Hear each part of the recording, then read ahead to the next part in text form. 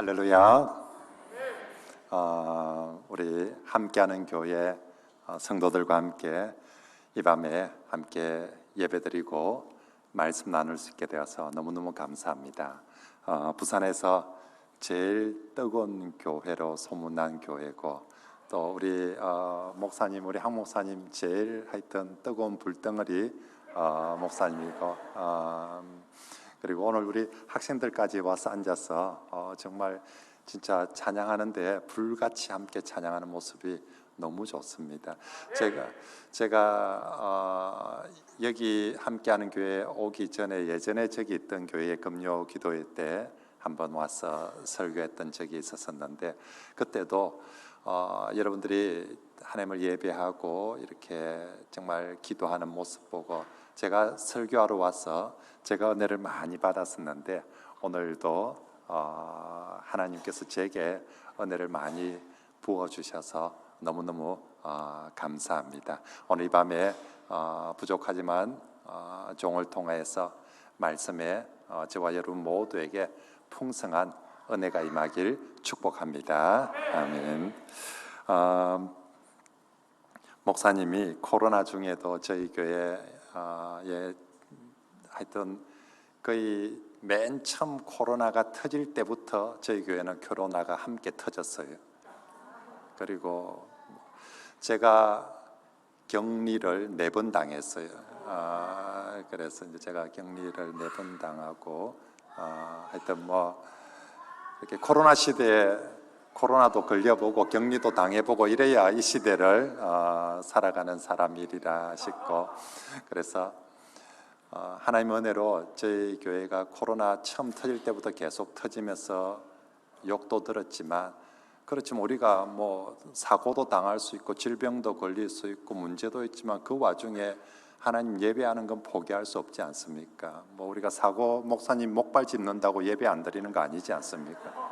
그죠? 뭐 초삭거리다가 넘어져서 다칠 수 있는 거고, 그건 뭐 다쳤다고 해도 그래도 예배 드리는 것처럼 교회도 걸어야 된다라고 그렇게 생각하고, 저희들은 뭐 욕을 듣더라도 우리가 그렇게 생각되었어요. 가만히 안 하면, 아무것도 하지 말아서 아무것도 안 하면 소멸돼서 죽을 것 같더라고요, 교회가. 근데 하다가 욕 들어서 죽을 것 같더라고요. 그래도 교회는, 우리는 욕 듣다가 하다가 뭐 문제도 터지고 하다가 뭐 사고도 터지고 하다가 죽는 게 아무것도 안 하고 죽는 것보다 낫겠다. 그게 교회다운 것이고 또 성도다운 것이리라 싶어서 그래서 했는데, 하나님의 은혜로 아무도 죽은 사람 없고 또 아무도 이렇게, 그래서 저희 교회는 코로나를 지나면서 뭐 교회가 큰 어려움 없이 오히려 더 은혜 가운데, 저희들이 정부에서 교회 밥 먹으라고 허락해 주기 한 2달 전부터 우리는 밥도 먹었거든요.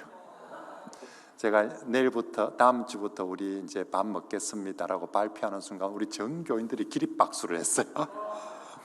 목사의 설교보다 더 은혜 받는 것 같더라고요. 그래서 우리가 밥 먹고 나니까 정부에서 또 좀 이따가 밥 먹으라고 그렇게 했는데, 하여튼 아무튼 하나님의 은혜로 잘 지나와서 감사하고, 우리 함께하는 교회는 하여튼 뭐 제가 본받고 싶고 배우고 싶고, 제가 옛날에 한 목사님한테도 많이 배웠거든요.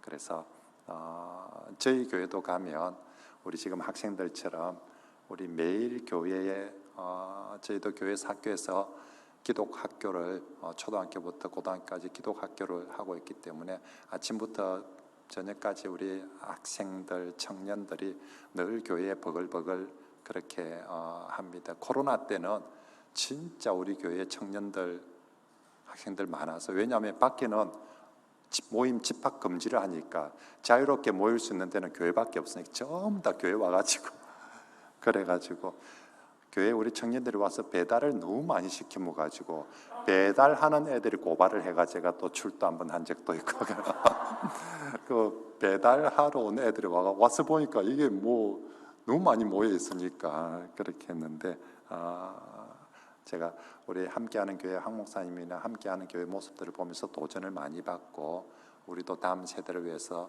그렇게 해야 되겠다 싶어서 그렇게 저희도 열심히 다음 세대를 위해서 기도하고 또 말씀을 가르치며 그렇게 함께 하고 있습니다. 그래서 이런 교회들이 전국에 서로 동력자가 되고 서로에게 의지가 되고 힘이 되고 그래서 우리가 함께 이 땅에서 하나님 나라를 특히 우리 다음 세대의 거룩한 다음 세대로 그렇게 키워나가는 그런 교회들이 되기를 축복합니다. 아멘.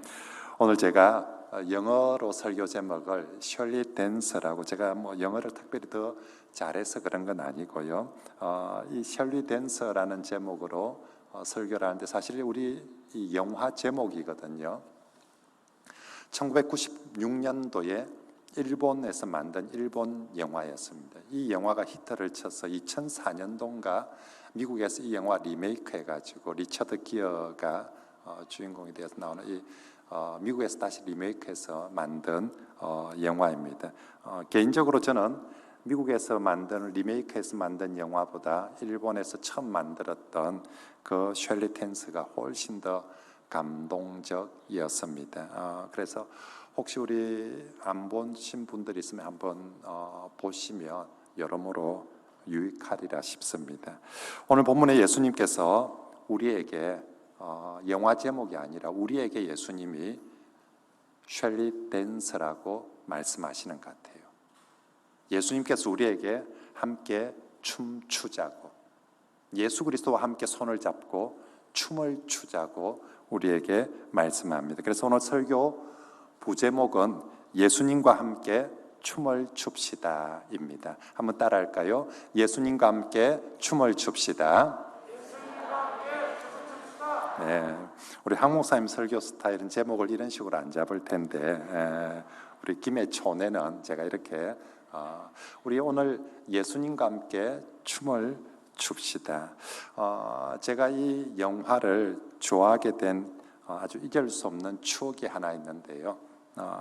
제가 예전에 부목사 시절에 그때는 이제 30대였으니까 이렇게 이제 가끔씩 부부 싸움을 하는데 그날은 좀 세게 했어요.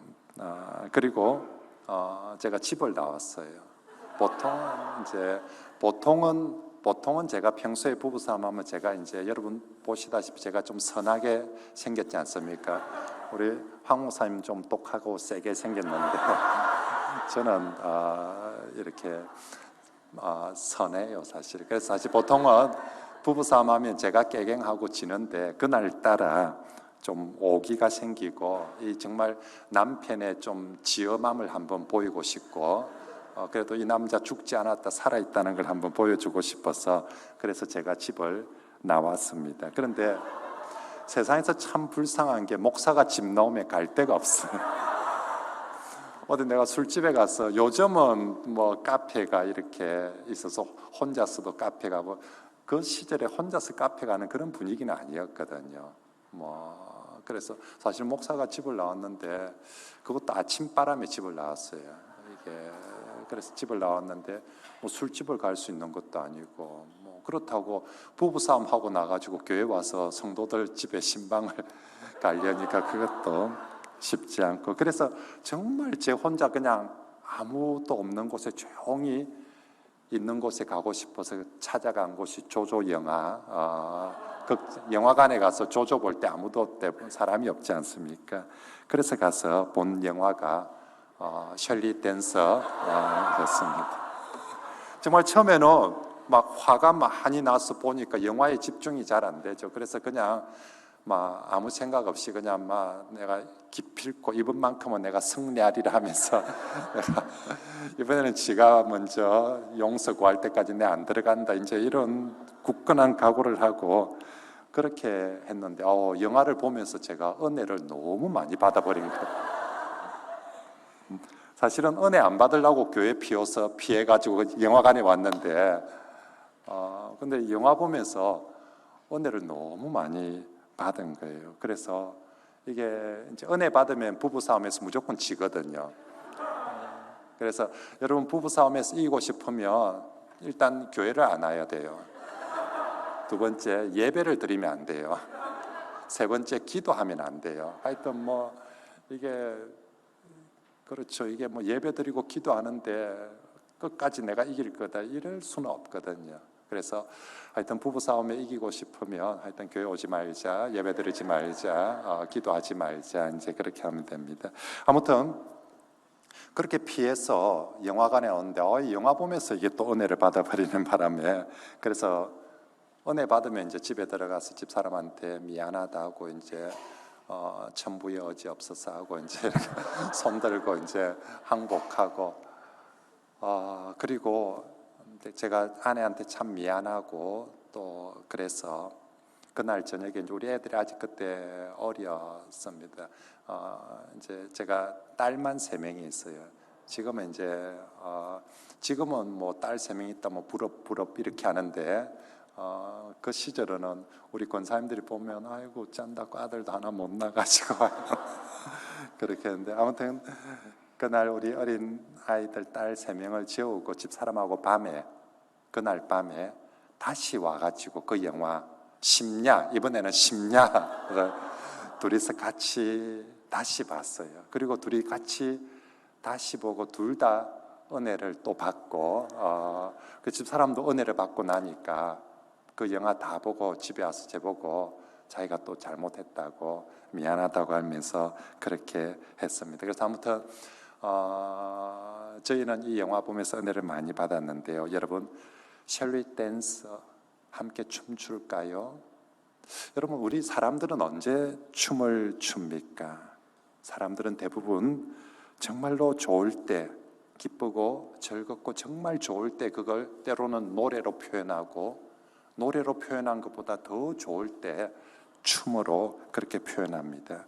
오늘 우리 예수님께서 우리에게 오셔서 우리와 함께 기쁨의 춤을 행복한 춤을 추자고, 그 전에 예수님이 없을 때는 춤출 기분이 전혀 아니었는데 예수님께서 오셔서 내 손 잡아줌으로 말미암아 예수님과 함께 쉘리 댄스 하자고 하시는 말씀이 바로 오늘 본문의 말씀입니다. 오늘 본문의 요한복음 2장 말씀은 우리가 잘 아는 대로 예수님께서 이 땅에서 행하신 첫 번째 표적이라고 합니다. 가나 혼인잔치집에서 포도주가 떨어졌을 때에 물을 변하여 포도주로 만들어서 포도주가 떨어져 낭패를 당한 그 잔치집에 다시 기쁨이 넘치는 춤추는 집으로, 원래 잔치집은 춤추는 집이었는데 포도주가 떨어져서 음악과 춤이 끊어져 버렸습니다.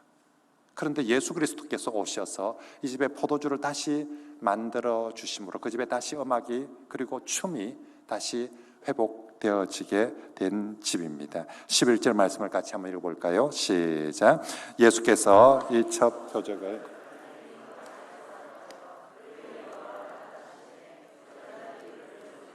아멘. 여러분,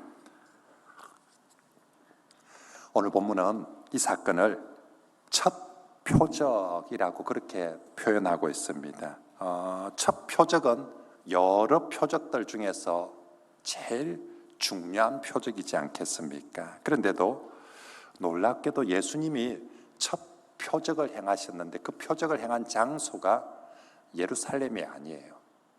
성전이 아니에요. 예수님의 첫 번째 표적인데 이걸 예루살렘이나 성전에서 행하면 훨씬 더 효과적일 것 같은데, 이게 훨씬 더 이게 이벤트성에 있어서 예루살렘이나 성전에서 했더라면 훨씬 더 효과적이었을 텐데, 예수님은 갈릴리 가나라는 구약 성경에서 한 번도 등장하지 않는, 우리 신약 성경에서 이 가나라는 이름을 초콜릿과 더불어 처음 이렇게 본 이름이 바로 이 가나입니다. 한마디로 정말 시골이라는 거죠. 정말 성스러운 도시들과는 전혀 거리감은 그런 마을입니다. 그리고 이 혼인잔치집이라는데 성경에 누구의 혼인잔치집이란 이름이 없어요.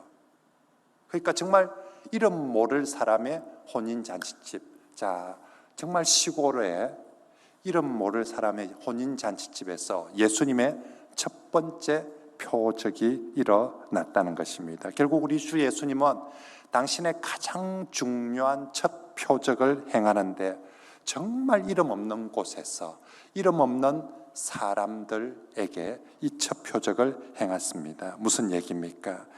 주님의 은혜가 이제 이 갈릴리 가나 이 포도잔치 이 사건을 통한 이유로 계속해서 주님의 은혜가 이 땅에 공급되어질 텐데 우리 주 예수님께서 주님의 은혜를 어디에서부터 출발하는가? 높고 잘나고 돈 많은 도시 사람들에게서 주님의 은혜를 베푸는 것이 아니라 정말 이름 없는 시골에서 이름 없는 사람들 곁에서 주님의 첫 표적을 행하여 주신 줄 믿습니다. 그 예수님께서 오늘도 이 땅에 오셔서 주님이 뭔가 표적을 행하든지 기적을 행한다면 그것이 중요하고 큰 기적일수록 예수 그리스도는 서울에서 가장 유명한 곳을 찾아서 이 첫 표적을 행하는 것이 아니라 오늘도 우리 가운데 가장 낮고 약하고 어려운 사람들에게 오셔서 주님의 표적을, 주님의 기적을, 은혜를 베풀어 주실 줄 믿습니다. 오늘 이 밤에도 정말로 우리에게 그런 은혜가 정말 낮은 곳으로 임하는 주님의 그 은혜가 저와 여러분들에게 충만하게 임하기를 바랍니다. 자, 그러면 이제 이 첫 표적이라고 했는데 본문을 좀 더 자세히 보면요, 오늘 본문에서 좀 아쉬운 것은 예수님의 첫 표적인데 첫 표적치고는 좀 너무 약해요. 여러분, 자, 첫 표적의 장소도 이게 예루살렘이었으면 훨씬 더 효과적이었을 텐데 저 시골 가나라는 곳에서 이름 없는 집에서 일어났다는 것도 아쉬운데 내용도 상당히 아쉽습니다. 첫 표적으로 만약에 예수께서 죽은 사람을 살렸다면 이 예수 운동이 초반부터 막 빵 하고 터지면서 멋지게 나갔을 거예요. 아니면 죽은 사람을 살린 자 되면 저 구약의 홍해를 가르는 사건처럼 예수께서 갈릴리 호수를 쫙 갈라버렸으면, 그죠? 첫 표적인데 그 정도 딱 했으면 그 다음 뭐 전도하는 게 그저 되지 않았겠습니까? 정말 첫 표적 하려면 그 정도는 해줘야 되는데 물을 가지고 포도주를 만든다. 어쩌면 이건 예수님 아니더라도 다른 마술사가 해도 할 수 있을 것 같은, 물 가지고 포도주 만드는 게 뭐 그렇게 대단한 일인가 싶은, 그죠? 우리도 그렇지 않습니까? 뭐 까이거 뭐 포도주 뭐 안 마시면 되지, 뭐 까이거 포도주 없으면 되지, 포도주 없으면 소주로 하지 뭐, 그죠? 이게 얼마든지 사실은 대체 가능하고 뭐 물을 가지고 포도주 만들었다는 게 그렇게 대단한가 싶습니다. 그럼에도 불구하고 예수님은 홍해를 가르지도 않고 죽은 사람을 살리지도 않고 이 물을 변하여 포도주 되는 사건을 첫 표적으로 행하셨다. 자, 특별히 이걸 기적이라 하지 않고 요한복음에는 이것을 이제 표적이라고 합니다. 표적은 그것 자체의 의미보다 그것이 가리키는 뭔가 더 중요한 것을 가리킬 때 그걸 사인 표적이라고 하죠.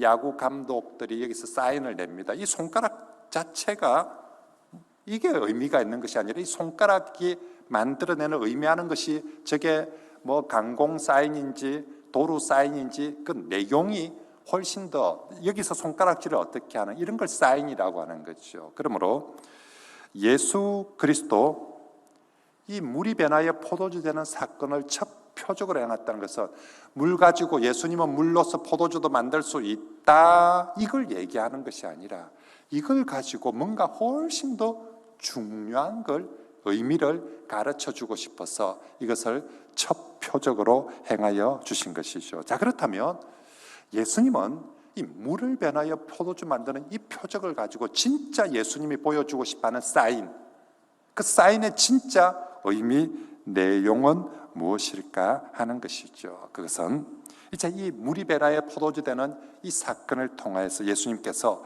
새 시대를 여는 표적으로 사용하고 있습니다. 한번 따라할까요? 새 시대를 여는 표적. 요한복음의 시작점이거든요. 요한복음 2장의 이 첫 표적은 이제 예수 그리스도를 통한 새 시대를 열어가는 첫 표적이라는 것입니다. 참고로 예수님은 우리 주 예수 그리스도의 오심은 이 땅에서 종말의 옛 시대의 종말이자 이제 예수님을 통하여서 그렇죠, 구약 신약 옛 시대가 끝나고 예수님을 통한 새 시대가 열렸다는 걸 상징적으로 보여주는 것이 바로 이 사건이라는 것입니다. 자, 예수님께서 그의 오심으로 말미암아 새 시대를 시작하는데 어떤 식으로 새 시대를 선포하고 시작하실까? 빵빠레를 울릴까? 나팔을 불까? 아니면 우리 윤 대통령처럼 대통령 취임식을 할까? 예수님은 예수님 취임식도 하지 않았어요. 어떻게 예수님을 통한 새 시대의 선포를 알릴까? 주 예수님은 바로 이 물이 변하여 포도주 되는 사건을 통하여서 예수님을 통한 새 시대를 열어주신 것이죠. 참고로 이 사건 바로 다음에 보면 예수님께서 성전에 가셔서 성전을 청결하게 하는 사건이 나오는데, 성전 청결 사건도 대표적으로 새 시대를 여는 사건입니다. 여러분, 옛 시대의 가장 중요한 상징이 바로 성전이었거든요.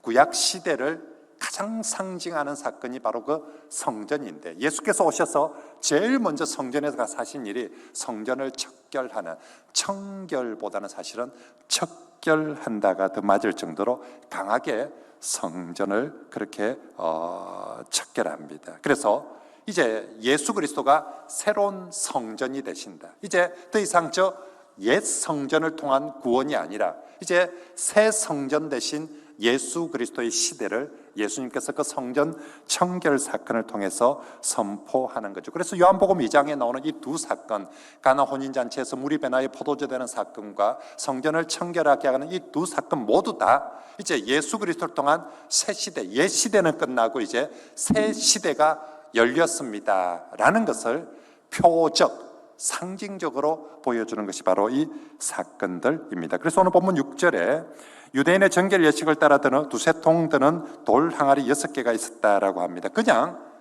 돌 항아리 6개 있었다라고 쓰면 되는데 그 앞에 꼭 수식어를 유대인의 정결 예식을 따라 쓰이는 돌이다라고 말씀하고 있습니다. 이것은 정결 예식을 행하는 이 돌 항아리가 옛 시대의 가장 중요한 필수품이기 때문입니다. 여러분, 옛 시대를 상징하는 가장 중요한 상징은 성전입니다. 그런데 이 성전은 우리 집에 있는 게 아니잖아요.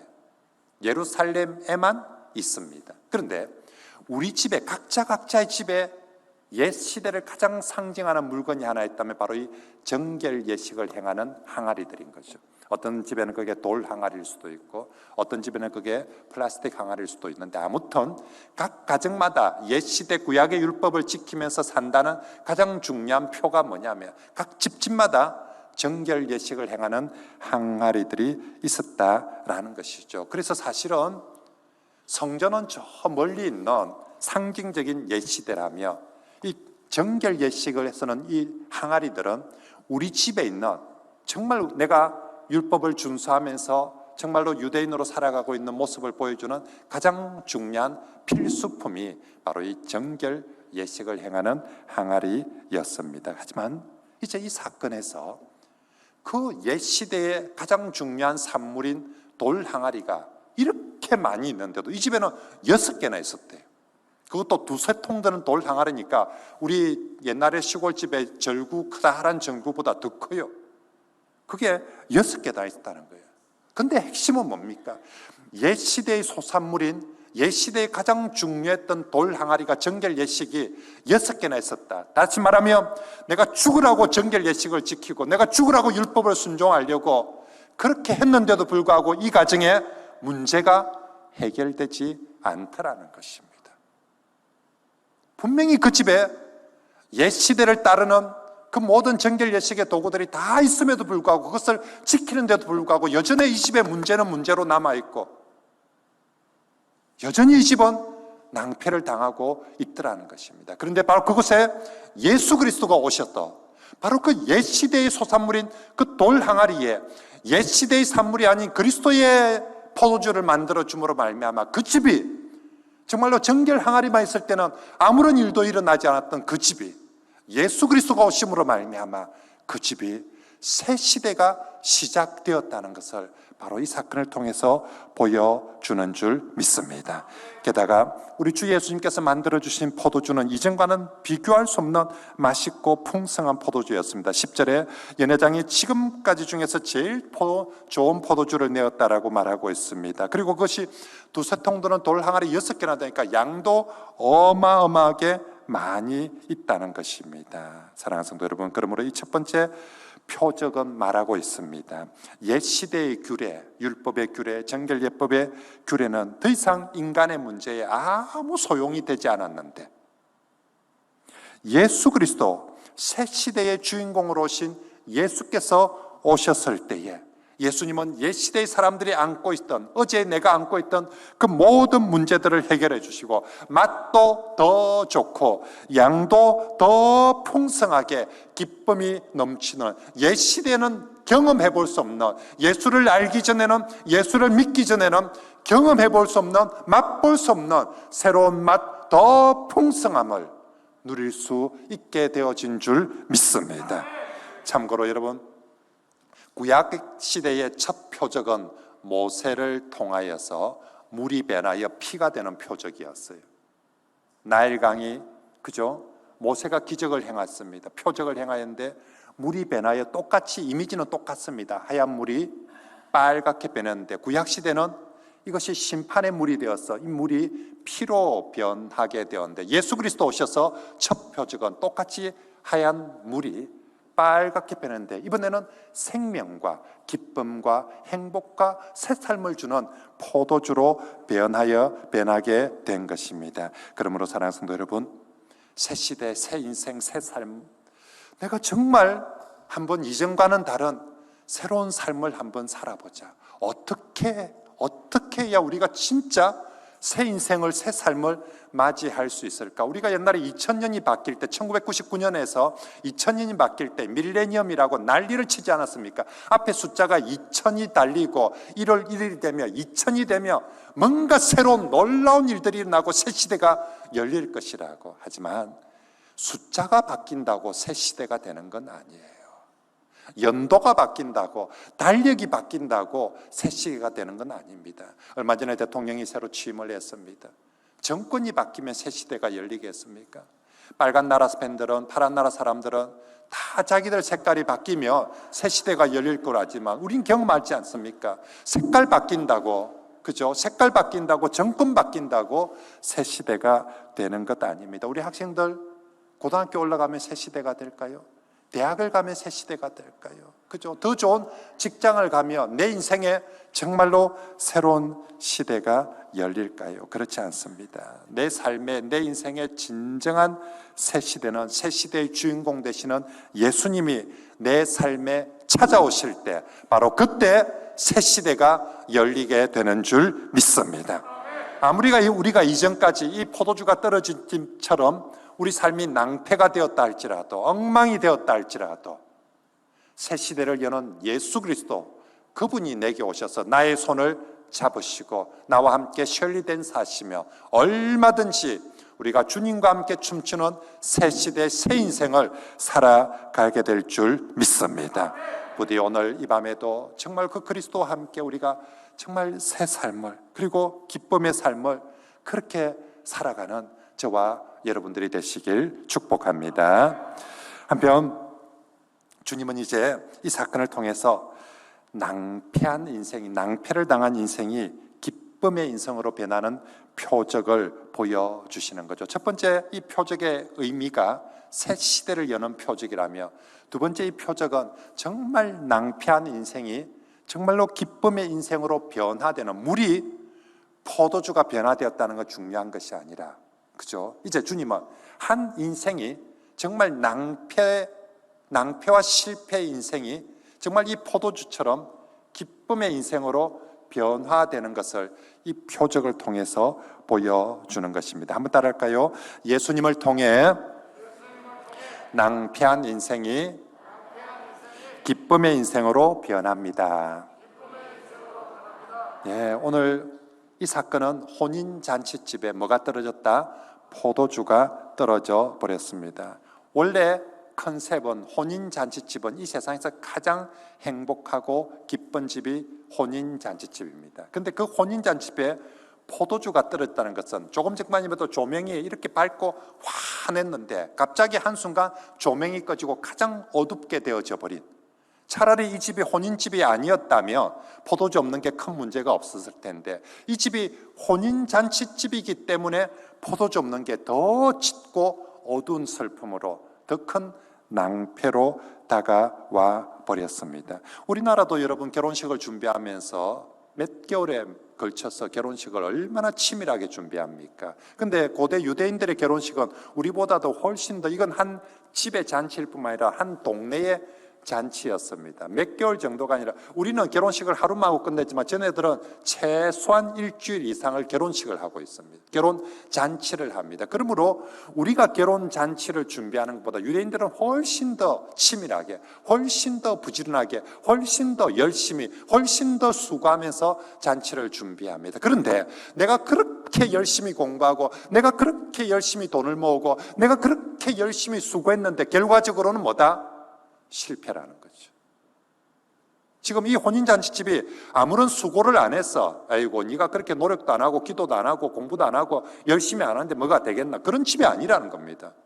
혼인잔치집 주인이 나름대로 자기가 할 수 있는 최선을 다해서 열심히 했는데, 내가 아침 일찍 일어나고 저녁 늦게 누우며 정말로 수고의 떡을 먹으며 밤낮 수고를 했는데, 내 인생 열심히 산다고 정말 때가 빠지게 살았는데 오늘 코로나가 터지면서 결과를 보니까 이게 아무것도 없어요.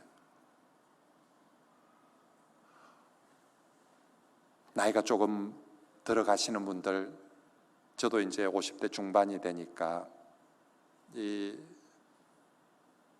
어느 순간 내가 살아온 게 뭔가 돌아보며 참 이렇게 우리 남자분들이 나이가 들어갈수록 어깨 뽕이 들어갈 수가 없어요. 이게 자꾸 처질 수밖에. 왜냐하면 내가 나이가 벌써 50 중반이 되는데 해놓은 게 별로 없다 싶고 갈수록 자꾸만 초라해지는 느낌이 들거든요. 내가 열심히 안 살은 것 아니거든요. 우리 한 목사님도 열심히 사셨겠지만 저도 누구보다 열심히 살았는데, 여기 앉아있는 우리 중년의 남자분들 다 그렇지 않습니까? 전 대한민국 남자분들 중에 열심히 안 사는 사람들은 별로 없어요. 다 정말 최선을 다해서 직장생활, 가정생활, 특히 교회 다니는 사람은 직장, 가정, 게다가 교회까지, 해필 교회를 잘못 만나가 이런 독하고 모질고 정말 세게 스파르타처럼 굴리는 이런 교회를 만나면 뭐 정말 삼중고를 겪는 거죠. 그런데도 열심히 살아왔지 않습니까? 그러면 열심히 산 결과가 좀 풍성하고 많으면 좋을 텐데, 오늘 이 혼인잔치집처럼 진짜 열심히 준비했는데 결과적으로는 포도주가 뚝 떨어져 버려가지고 정말 우사도 이런 우사가 어디 있습니까? 낭패도 이런 낭패가 어디 있겠습니까? 정말로 본질이 빠져버린, 정말로 참 진정한 풍성이 빠져버린 실패한 인생을 상징적으로 보여주는 게 이 포도주 떨어진 잔치집의 모습입니다. 하나님 없는 인간의 모습, 옛시대 자기의 노력만으로, 자신의 열심만으로 살아가는 인생의 모습을 단적으로 보여주는 게 바로 이 사건입니다. 하나님께서 원래 우리 인간을 만들 때 혼인잔치집처럼 만들었어요. 아담과 하와를 처음 만들 때 가장 좋은 모습에 기쁨이 넘치는 집으로, 정말 행복한 집으로 창조했는데 인간이 타락함으로 말미암아 그 혼인잔치집 같은 사람들의 모습이 정말 이 포도주 떨어진 이 집처럼 낭패의 집이 되고 정말로 절망과 슬픔의 집이 되고 말았습니다. 아무리 수고를 해보았지만 정말 아담에게 말한 것처럼 네가 아무리 수고를 해도 가시와 엉겅퀴밖에 얻을 것이 없을 거고 절망밖에 없을 것이다 했는데 진짜 우리 인생이 그렇게 되고 말았습니다. 하지만 바로 이곳에 누가 오셨다고요? 예수 그리스도가 오셔서 그 실패한 혼인잔치집, 이 상황에 도저히 회복 불능인 같은 그 혼인잔치집에 다시 기쁨이 넘치는 집으로 만들어 주셨습니다. 그것도 이전에 내가 노력해서 얻었던 포도주와는 비교할 수 없이 맛있는 포도주, 내가 정말 돈 모아가지고 쌓아놓았던 포도주와는 비교할 수 없는 더 풍성한 양으로 채워 주셨습니다. 정말 텅 비었던 삶이, 내가 인생 55년을 살았는데 정말 이게 뭔가 싶을 만큼 텅 비고 허전했던 내 삶이 다시 예수 그리스도 그분이 오셔서 풍성하게 채워주시고, 슬픔과 난패였던 인생이 다시 기쁨으로 회복되게 해주시고, 수치스럽고 실패했던 인생이 다시 자랑스러운, 우리 아버지들은 아이들에게 그 말이 참 듣고 싶어요. 아빠가 자랑스러워. 나는 아빠가 자랑. 우리 아빠들이 하나님께도 인정받고 싶지만 내가 정말 50년을 열심히 달려왔는데 내 아내한테 인정받고 싶거든. 내 아내가 당신이 참 자랑스러워. 우리 아이들이 아빠가 참 자랑스러워, 이 말을 참 듣고 싶은데 내 아내가 참 그 말을 안 해줘요. 맨날 황 목사님과 비교하고, 황 목사님은 저리 잘하는데 당신은 뭐 하냐고, 목사가 돼가지고 애들도 아빠 지금 이 시대에 그런 식으로 해가지고 아빠 구닥다리 소리밖에 안 나고, 우리 교인들은 제가 코로나하고 싸울 때 다 박수치고 나는데 우리 집 딸들은 아빠 때문에 지금 나라가 이렇게 되는 거라면서 정신 차리라고 얼마나 우리 딸들이 핍박을 많이 했던지. 아무튼 사람들은 누구에게나 자신의 삶에 대해서 자랑스러워지고 싶은 그런 마음이 있거든요. 그래서 열심히 사는 거거든요. 아내 앞에, 우리 아이들 앞에, 우리 성도들 앞에 부끄럽지 않으려고 정말 죽을 똥 살 똥 살았는데 참 쉽지 않아요. 그런데 우리 주 예수께서 오셔서 정말 초라한 내 모습을 정말로 나와 함께 춤추시면서 자랑스럽게 만들어 주십니다. 그래서 요한복음 10장 10절에 주님께서 말씀하십니다. 내가 온 것은 양으로 생명을 얻게 하고 더 풍성한 삶을 얻게 하려 함이라. 믿습니까? 예수께서 우리에게 찾아오신 것은 내 양으로 하여금 생명을 얻게 하고 더 풍성한 삶을, 더 기쁜 삶을, 더 자랑스러운 삶을, 더 가치 있는 삶을 주고자 우리 주 예수께서 우리에게 오신 줄 믿습니다. 그러므로 성도 여러분, 이제 그 예수님께서 우리 삶에도 찾아오셔서 우리가 어제까지 어떤 낭패를 당하고 어제까지 어떤 실패를 했을지 모르지만 다시금 우리를 이 혼인잔치집처럼 기쁨의 인생으로, 정말 춤추는 인생으로 변화시켜 주실 줄 믿습니다. 코로나라는 정말 생각도 못했던 이 변수를 만나서 우리가 그동안 쌓았던 많은 수고들이 한순간 물거품이 되고 말았지만 정말로 다시 일어날 수 있을까? 우리 다시 회복될 수 있을까? 정말로 대통령 바라보고는 다시 회복될 소망이 없습니다. 국제정세 바라보고는 저기 우크라이나가 또 저렇게 터질 줄 누가 알았습니까? 그죠? 푸틴이 저 미친 짓을 할 줄 누가 알았겠습니까? 뭘 보고 우리가 다시 회복될 소망을 가질 수 있겠습니까? 세상에는 없습니다. 하지만 정말로 우리에게 생명을 주고 더 풍성한 삶을 우리 인생에도 오셔서 물을 변하여 포도주 만들어주시는 예수 그리스도, 그분이 내게 오실 때 우리 인생은 다시 춤추는 인생이 될 줄 믿습니다. 여러분, 정말로 우리가 세상에 하는 정치나 경제나 또 나름 전문가라고 얘기하는 사람들의 그런 얘기들에 속지 맙시다. 정말로 이 땅에 우리가 진짜 믿고 의지하고 따라야 할 분, 그분은 오직 예수 그리스도, 그분밖에 없습니다. 그분이 셜리 댄스라고 오늘 밤에 우리에게 손 내미실 때 그분의 손을 잡는 사람, 그분과 함께 춤추는 인생이 될 줄 믿습니다. 특별히 내 인생의 포도주가 다 떨어져서 아무것도 할 수 없다고 절망될 때 여러분 꼭 기억합시다. 내 포도주가 떨어질 때가 예수의 포도주를 맛볼 수 있는 가장 좋은 기회가 되는 줄 믿습니다. 이 집에도 포도주가 떨어지지 않았다면 예수의 포도주에 손 내밀지 않았을 것입니다. 예수께서 손을 내밀어도 우리도 포도주 있습니다 하고 아마도 이렇게 대답했을 것입니다. 하지만 그 집에 포도주가 다 떨어졌기에 예수의 포도주를 마실 수 있었던 것처럼 우리도 마찬가지입니다. 우리 주님은 무에서 유를 창조하시는 주님이십니다. 내가 포도주 하나도 없는 인생이 되었을 때 세상은 나 스스로는 일어설 수 없지만 무에서 유를 창조하신 주님은 내 포도주 다 떨어진 상황에서도 얼마든지 주님의 포도주를 더 맛있게 더 풍성하게 만들어서 우리에게 주실 줄 믿습니다. 자, 그러면 어떻게 하면 이제 우리가 그 주 예수 그리스도의 포도주를 맛보고 주님과 함께 다시는 춤추는 인생이 될 수 있을까요? 먼저는 여러분, 주 예수님을 내 삶의 주인의 자리로 꼭 영접하시길 바랍니다. 요한복음 성경의 전체에서 제일 많이 강조하는 게 예수의 오심을 강조하십니다. 1장부터 예수 그리스도 처음 정말로 참빛 되신 예수 그리스도, 태초에 말씀이 계셨는데 이 말씀이 생명이시고 이 말씀이 빛 가운데서 어둠 우리에게 찾아오셨다.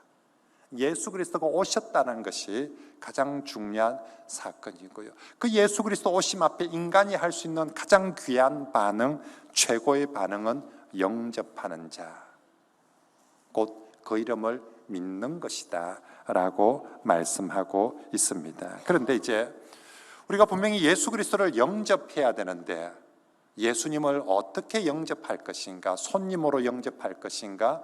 주인으로 영접할 것인가? 그 차이입니다. 오늘 본문 1절에서 보면 예수님이 언제부터 그 집에 있었냐면 1절부터 있었어요. 1절부터 있었어요. 다시 말하면 포도주 떨어지기 전부터 예수님이 그 집에 있었다는 거예요. 근데 예수님이 있는데도 불구하고 포도주가 떨어졌다는 것입니다. 왜? 차이가 뭡니까? 그 전에도 있었는데 그때는 손님으로 와 있었어요. 분명히 우리 집에 예수님이 오셨어요. 우리 교회에 예수님이 계셔요. 오셨어요. 나도 예수님을 알아요. 영접했어요. 근데 이 집에 지금 처음에는 손님으로 가셨어요. 손님은 그냥 주는 거 먹고 있다가 가면 돼요. 손님이 거기에 어떤 영향을 미칠 게 하나도 없습니다. 예수 그리스도 그분이 아무리 새 시대를 여는 주인공이시고 그분이 아무리 물을 변화의 포도주를 만드는 분이라 할지라도 우리 집에 내 마음속에 손님으로 와 계시면 일주일에 한 번 찾아오는 손님인데 무슨 큰 그게 있겠습니까? 그냥 지나가면 그뿐입니다. 하지만 오늘 우리 주 예수님께서 이 집에 손님이 아니라 이 집에 손님으로 있을 때는 그 집이 여전히 낭패를 당하고 있지만 오늘 본문 5절에 마리아가 예수 그리스도를 손님의 자리가 아니라 주인의 자리로 모시게 됩니다. 예수님요 앉아 있어가 아니라 모든 하인들에게 지금부터는 예수님이 주인이다. 지금부터는 누구 말도 듣지 말고 예수님 하는 말만 들으라고 마리아가 하인들과 모든 사람들에게 예수 그리스도를 그 집의 주인의 자리로 모셔드리고 자신만이 이제 마리아가 그전까지는 예수님을 한 손님으로 여겼는데 지금부터는 예수님을 주인으로 자신이 여길 뿐만 아니라 모든 하인들에게도 이제는 이분이 주인이시다라고 소개하고 그들은 예수 그리스도를 주인의 자리로 모시게 됩니다. 그리고 난 이후부터 이 집에는 모든 것이 변화되어지고 모든 것이 새롭게 되어지는 줄 믿습니다. 사랑하는 성도 여러분, 오늘 금요일 밤에 여기까지 나온 성도들 중에 여기 예수 안 믿는 사람은 없을 거예요. 예수님을 영접하지 않은 사람은 없을 것입니다. 그런데 문제는 예수 그리스도 그분을 일주일에 한 번 만나는 지인으로 영접을 하고 있는가? 그죠? 지인으로, 아는 지인, 아는 사람 아닙니까? 예수님하고.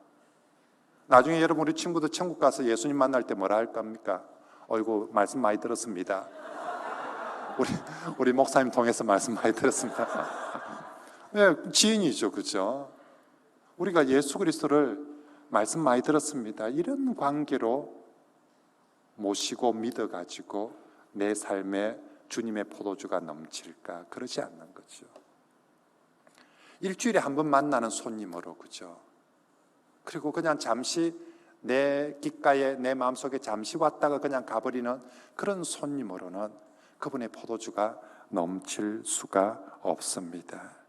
그런 손님과는 예수님께서 함께 춤추자고 손 내미지 않습니다.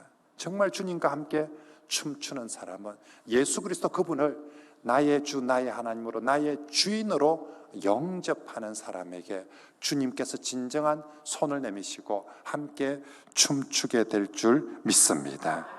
정말로 오늘 우리 시대에 예수를 믿노라 하면서도 여전히 자기가 주인인 사람들이 너무 많거든요. 그냥 정말 예수님은 지인이에요. 아는 지인이에요. 그리고 아는 지인이 내한테 그렇게 간섭은 하면 안 되거든요. 그냥 알고만 지낼 정도로. 저와 여러분들이 정말 예수님을 아는 지인이 아니라 정말 나의 주님으로 꼭 영접하시는, 나의 주인으로, 나의 주님으로 영접하는 그런 성도들이 꼭 되시길 바랍니다. 그리고 주님으로, 나의 주인으로 영접했다는 것은 이제 오늘 마리아가 얘기하죠. 자, 주인의 자리로 하고 그 다음에 뭐라 합니까? 주님이 지금부터 이분이 말씀하시는 대로 해라, 이거죠. 우리가 주님을 손님으로 모셨는가 주인으로 모셨는가, 내 입장에서는 이제 무조건 주님의 말씀대로 듣고 따른다. 이게 내 입장에서는 주님을 주인으로 모시는 것인 줄 믿습니다.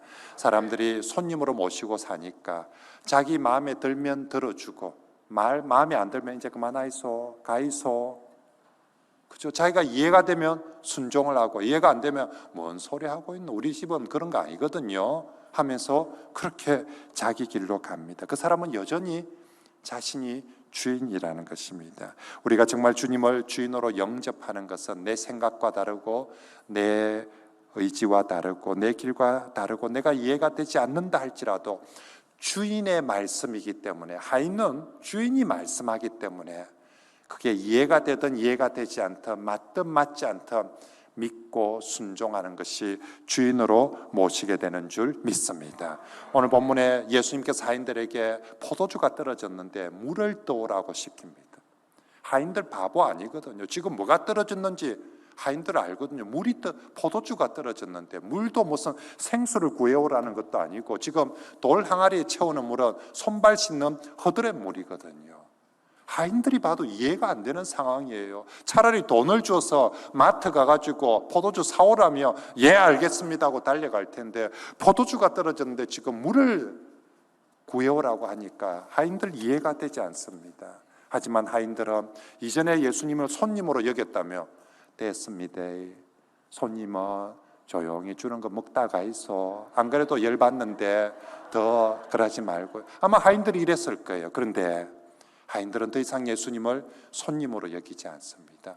주인으로 여기기에 이해가 되지 않는 말씀을 하지만 순종해서 그 물을 주 앞으로 가지고 오고 있는 것입니다. 그리고 그렇게 주인의 말씀에 순종하였을 때 그 물이 변하여 포도주가 되고 그 포도주로 인해서 기쁨이 넘치는 집이 될 수 있었는 줄 믿습니다.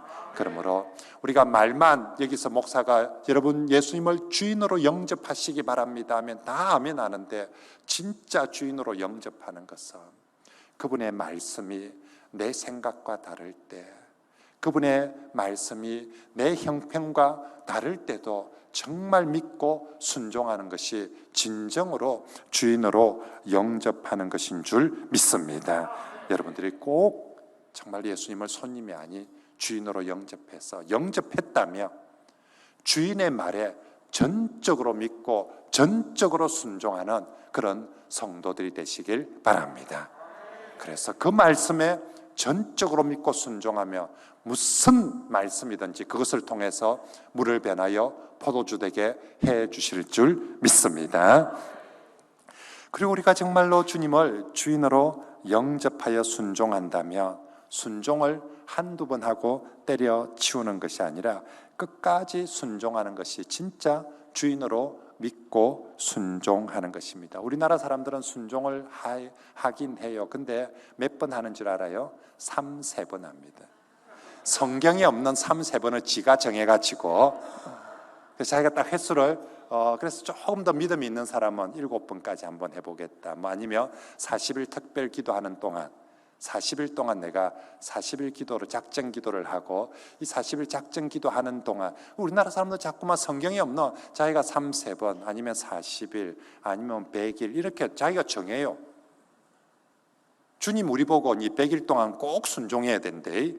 이 40일은 꼭 지켜야 되는데 예수님은 우리에게 이렇게 말하는 적이 한 번도 없는데 우리나라 사람 대부분 자기가 딱 그렇게 정해요. 그래서 100일 동안 기도해보고 되면 와 됐다라고 자기가 100일 동안 기도했는데 됐다고 안 되면 에이 무슨 내가 100일 동안 기도했는데 뭐 이제 막 교회도 안 다닌다고. 예수님께서 야 네가 100일 하면 내가 줄게 이런 적이 없거든요. 사랑하는 성도 여러분, 정말 우리가 자꾸만 진짜 주님을 주인으로 영접하고 순종한다고 하면서 자꾸만 우리가 때를 정하고 우리가 정말 그 방식도 정하고 그렇게 하는데 참 믿음과 순종은요 포도주 될 때까지 순종하고 포도주 될 때까지 믿는 것인 줄 믿습니다. 한 번, 두 번, 세 번, 100일 날 잡아놓고 믿고 순종하는 것이 아니라 될 때까지 믿고 순종하는 정말 주님이시기 때문에 반드시 될 것을 믿고 될 때까지 믿고 순종하며 반드시 되게 될 줄 믿습니다. 오늘 본문의 하인들을 보십시오. 물을 돌 항아리에 채우라니까 그대로 순종을 합니다. 그리고 그 물을 연회장에게 갖다 줍니다. 아니 물 채우는 항아리 채우는 것까지만 내가 한번 하자. 틀림없이 마음에 들지 않았을 거예요. 물 떠오라고 할 때. 근데 하인들이 마음속에 정합니다. 그래 항아리 채울 때까지만 그럼 한번 해보자. 그죠? 그리고 연회장에 갖다 주라니까 그 이상은 못한다. 내가 여기까지 딱 채웠는데 뭐가 일어나면 하려고 했는데 내가 항아리까지 채웠는데도 아무 일도 안 일어났거든요. 그런데 이 하인들은 항아리까지 채우고 그리고 그 물을 또 연회장에게 갖다 주라니까 또 갖다 줍니다. 아마 연회장에 갖다 줄 때는 뺨 맞을 각오를 해야 될 겁니다. 연회장이 이게 지금 장난치나 지금 이 많은 짓인데 지금 포도주가 없는데 어디서 뭐 포도주를 구해 모르는데 물을 그것도 마시는 물도 아니고 허드렛 물을 가지고 오면 잘했다가 있습니까? 틀림없이 손이 올라갈 겁니다. 그럼에도 불구하고 주님이 말씀하셨기 때문에 끝까지 순종을 하고 있는 것입니다. 사랑하는 성도 여러분, 이 하인들이 마지막 그 물을 갖다 주었을 때 비로소 그 물은 정말로 포도주가 되었던 것이죠. 우리 신앙생활 할 때 이럴 때가 있습니다. 그 하인들이 처음에 물 갖다 부으라 할 때 참 못마땅했을 거예요. 그럼에도 불구하고 하인들이 한 바퀴에서 갖다 부었습니다. 한 바퀴에서 딱 갖다 붓는 순간에 물이 약간 빨간 빛을 약간 띠며 우와 이야 진짜 뭐 되는가 봐. 새벽기도 안 하다가 목사님이 새벽기도 하라 해가지고 한번 와봤더만 그죠? 뭐 그날 복권도 당첨이 되고 뭐 일이 좀 되는 그러면 그 다음날 또 두 번째 바퀴에서 또 붓는 거예요. 두 번째 바퀴에서 보니까 또 조금 더 빨개지며 그러면 이제 재미가 나가지고 세 번째 바퀴에서도 붓고 하는데 이거는 첫날 갖다 부어도 물이요, 둘째 날 갖다 부어도 물이요, 셋째 날 갖다 부어도 물이요, 새벽 기도를 일주일을 했는데도 물이요, 2주일을 했는데도 물이요, 40일을 했는데도 아직도 물이요. 아직도 내 문제는 하나도 해결되지 않고 내가 40일 동안 작정을 하고 기도를 하는데도 봉사를 하고 심지어는 없는 돈에 헌금까지 작정 헌금까지 해서 헌금까지 하고 있는데도 불구하고 여전히 물은 물이고 문제는 문제고 포도주는 없고 실제로 우리가 신앙생활 할 때 이럴 때가 참 많죠. 지금 오늘 하인들 그런 거예요. 물 다 갖다 붓는데 아직도 물입니다. 그런데 마지막 포도주 될 것을 믿고 끝까지 순종하였을 때 사랑하는 성도 여러분, 정말로 우리가 오늘 너무 조급한 것 같아요. 그리고 주님을 믿는다는 그 믿음이 너무 얄팍한 것 같아요. 진짜 믿음은 될 때까지 믿는 것, 될 때까지 믿는 것, 그게 진짜 믿음인 줄 믿습니다. 이 시대에 교회에 그 믿음의 사람, 그 순종의 사람이 정말 필요한 줄 믿습니다. 여러분들이 그런 믿음의, 그런 순종의 모델이 되시고 정인이 되어지시길 축복합니다. 정말로 우리가 때로는 신앙생활하면서 때로는 1년이 10년이 진짜 변화가 일어나지 않고 여전히 물은 물로 남아있고 문제는 문제로 남아있을 때가 참 많습니다. 그래도 주님 외면하지 말고 버리지 말고 포기하지 말고 갑시다. 여러분, 여리고성을 정복할 때도 정말 하나님께서 어처구니 없는 명령을 내리지 않습니까? 성을 정복을 해야 되는데 세상에 뭐 돌멩이를 한 개씩 던지라든지 아니면 뭐 로켓을 쏘라든지 해야 될 텐데 성을 한 바퀴씩 매일 돌라고 시키고 있습니다. 정말 이해가 안 되는 거예요.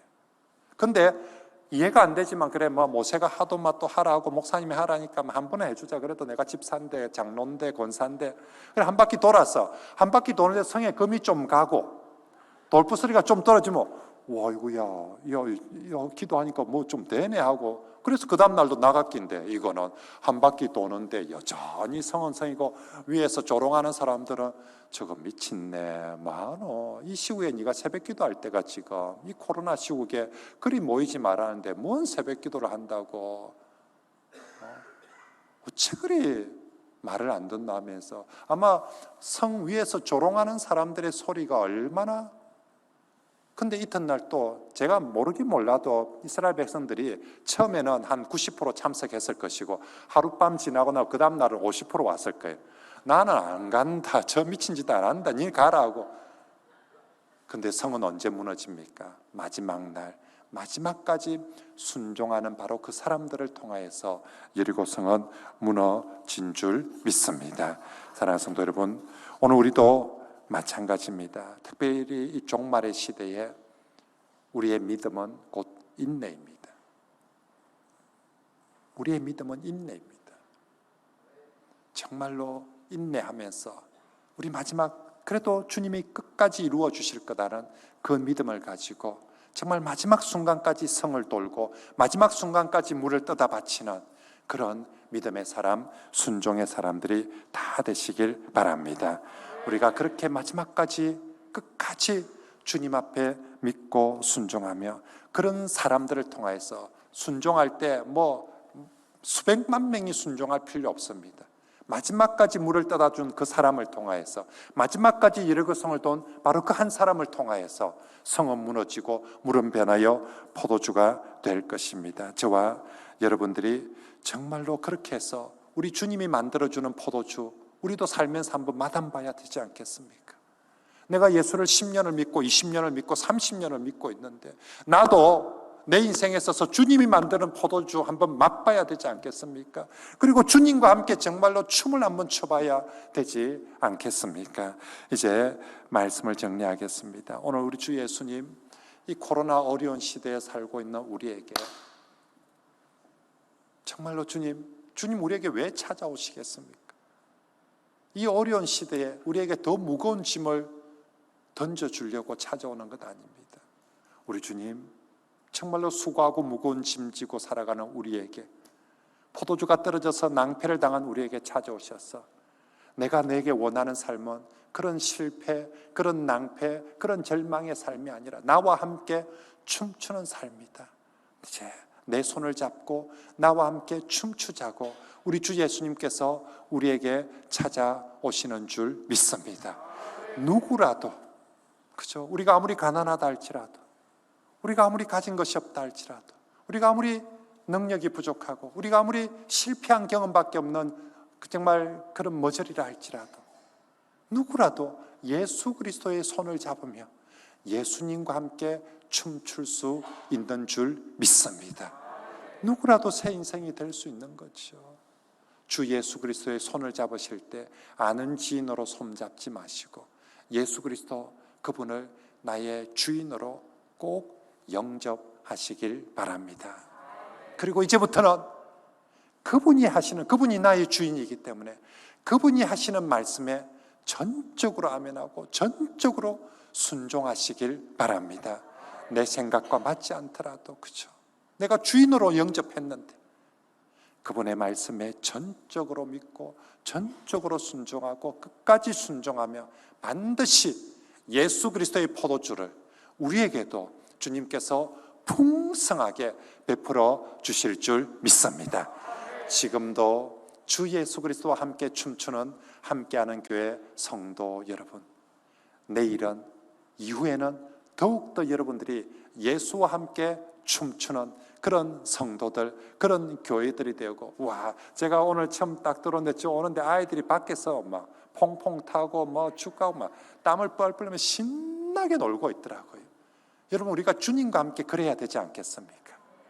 우리가 정말 주님과 함께 우리의 남은 인생을 정말 신나게, 그죠? 애들은 공항개 가지고 그렇게 신나게 노는데 우리는 공보다 더 좋으신 예수 그리스도와 함께 정말 신나게, 정말 기쁘게, 정말로 은혜 넘치게 그렇게 우리의 신앙생활을 해나가는 그런 저와 여러분들이 다 되시길 축복합니다. 기도하겠습니다. 하나님 고맙습니다. 정말 우리 같은 죄인들에게, 또 낭패한 인생, 실패한 인생들에게 주 예수님께서 친히 찾아오셔서 손을 내밀어 주시고 함께 춤추자고 말씀해 주시니 주여 진심으로 감사합니다. 이 밤에 우리 주 예수께서 사랑하는 우리 모든 성도들 가운데 찾아오시어서 특별히 정말 문제와 아픔과 또 정말 고통 가운데 신음하고 있는 성도들에게 찾아오셔서 손 내밀어 주시고 함께 춤추어 주시옵소서. 정말로 예수와 함께 가장 행복하고 가장 기쁨의 춤을 추는 그런 우리 모든 성도들이 다 되어서 하나님께는 영광이요 온 세상에는 증거가 되는 그런 복된 성도들이 다 되게 하여 주시옵소서. 이후에 기도하는 시간이 정말로 주님과 함께 춤추는 복된 시간이 되게 하여 주시옵기를 간절히 소원드리며 예수님 이름으로 기도하옵나이다. 아멘.